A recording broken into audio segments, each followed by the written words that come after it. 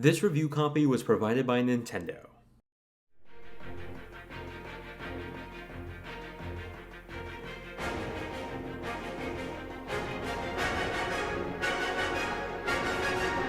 It's been a few years since the last Ultimate Alliance game. Back in 2006, we didn't have the MCU. The Guardians of the Galaxy and Ant-Man were as prominently known names as much as they are now.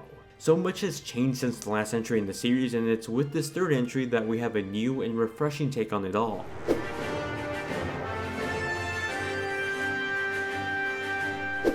Ultimate Alliance 3 does a fantastic job at pulling from multiple sources across the Marvel Universe to tell its story. Yes, we're once again hunting down the Infinity Stones and Thanos is looking to use them. It may sound like the story of the recent Infinity War and Endgame movies, but they're told completely differently. Unlike the MCU, the video game platform allows for more out there storylines to be quickly woven into the universe without a lot of preposition. You also get the likes of the X-Men, Inhumans, and more, characters you wouldn't really see in the MCU right now.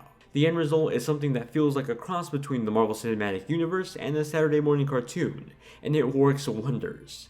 There's plenty of cinematic set pieces, cool crossovers, and funny one-liners that kept me engaged throughout the story. In total, it can be beaten in about 6 to 10 hours depending on the difficulty you're on. Overall, I found Marvel Ultimate Alliance 3 to be a great story to jump into whether you're a fan of comics, movies, the characters, or anything in between. The cast here is sure to have something for everyone though.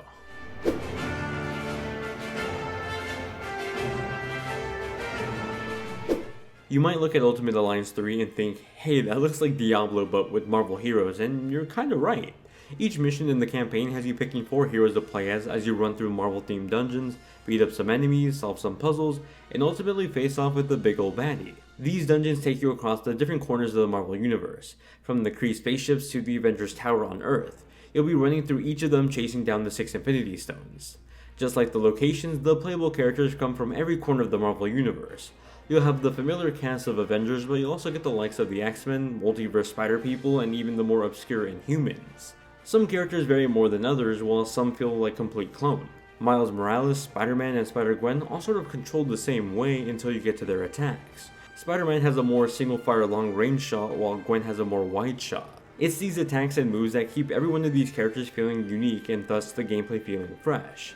Iron Man, for example, uses more long-range blasts, while someone like Iron Fist focuses on more close combat. Switching up these characters in coordination to your enemy heightens up the strategy during combat. Each character has their own level and stats that you'll raise the more you play as them. In addition to that, you can upgrade the team stats as a unit by investing the points you earn by completing levels. While I love upgrade systems like this, I don't really like that these upgrades aren't as apparent outside of the stats. Damage gets better, characters become more resilient, but so do the enemies, and so it doesn't really change up the gameplay too much. Changes instead come more from the abilities that you assign the characters as they level up. These even have their own skill tree, but just like the character stats, they mostly just get upgraded numbers. Despite the minimal upgrade system, playing as all these different characters was a marvelous time. I love taking on the Green Goblin and Ultron just to name a few. These villains were the best parts of the dungeon crawling. They could put up a fight that came off as challenging, though partially because the AI teammates could be kinda dumb sometimes. Luckily, it's easy to switch and control each one of the characters as a single player, executing combos and specials as a unit. You can do co-op too. In fact, the game was designed around it with single Joy-Con support and online play, but I prefer just solo play. Through the handful of hours of exploring Marvel locations, fighting enemies, and taking down the big villains, Marvel Ultimate Alliance 3 showed that it still has its spark after all these years.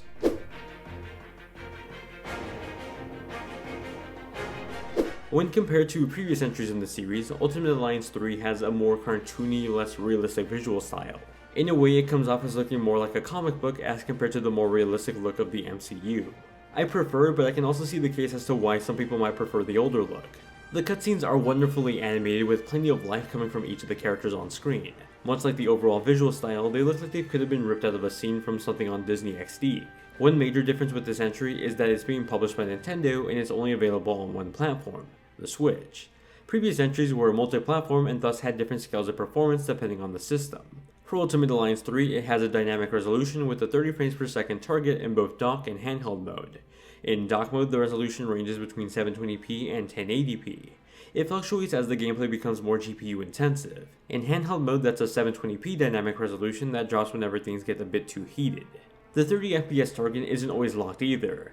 Anytime a hero uses a special attack that has a ton of alpha effects, you can expect a dip in the frame rate that goes to either the mid or low 20 mark. In practice, I didn't think the resolution was a problem at all, whether I was playing in handheld or in dock mode. The frame rate, on the other hand, is more of an apparent issue. I personally didn't mind it as much because it only became an issue in very specific situations. Moments where a ton of enemies were there and I was using a character like Scarlet Witch that had a lot of particle heavy effects. In the end, Ultimate Alliance 3 is a lovely looking game in some aspects, but other aspects can use some work too. I love the look of characters and the more cartoon-like design in this entry. However, the performance on Switch could be better, along with a lot more effort added to the design of the world that these characters are in.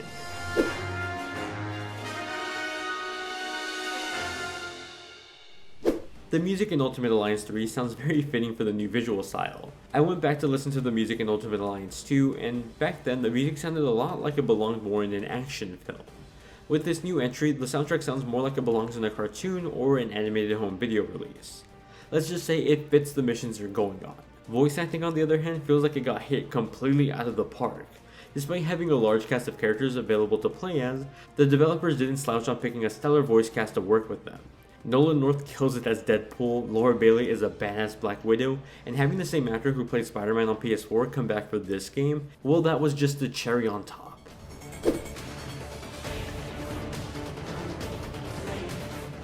Marvel Ultimate Alliance 3 is a blast. It's a return to the Diablo-like superhero gameplay that the series is known for, with a new look and a fun story to follow. Performance could be a bit better and the AI teammates aren't the best experience. However, as I ran through the 6-hour story over my weekend at San Diego Comic-Con, I had a great time playing.